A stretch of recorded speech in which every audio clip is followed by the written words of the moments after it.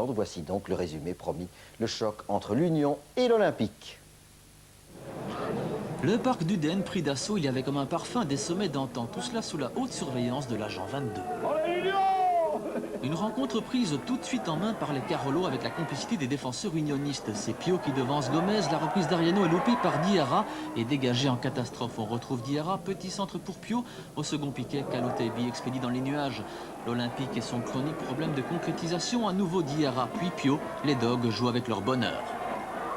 Les Bruxellois absents du match pendant les 20 premières minutes, c'est Stas de Richel qui s'illustre plutôt négativement. Le meneur unioniste s'en tirera avec une carte jaune.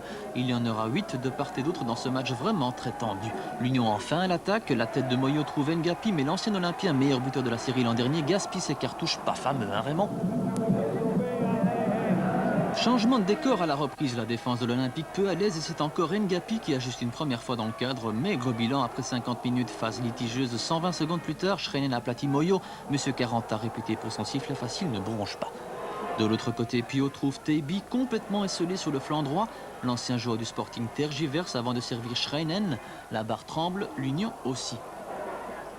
On reste dans le Hurrah Football, Moyo expédie pour Ngapi qui émerge José Barroso. Le petit frère de Luis Oliveira n'inscrira pas son 6e but de la saison, le frangin lui fait la moue.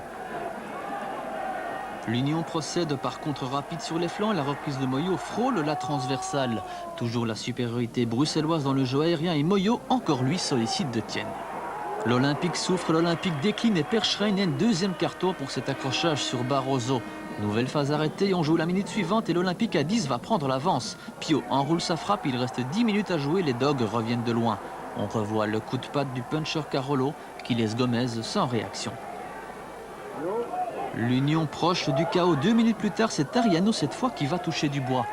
Mais suivez bien l'action.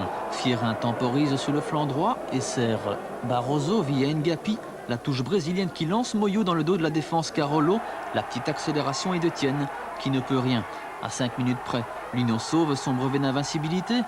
Au ralenti, la piche nette de l'ailier unioniste sous le gardien Carolo, score final 1-1, logique au décompte des occasions. Et oui, et donc l'Union toujours invaincue sous les regards, les vues de Luis Oliveira, de Raymond Goethals et de l'agent 15, si je ne m'abuse. Très riche, très dense véritablement cette division 3.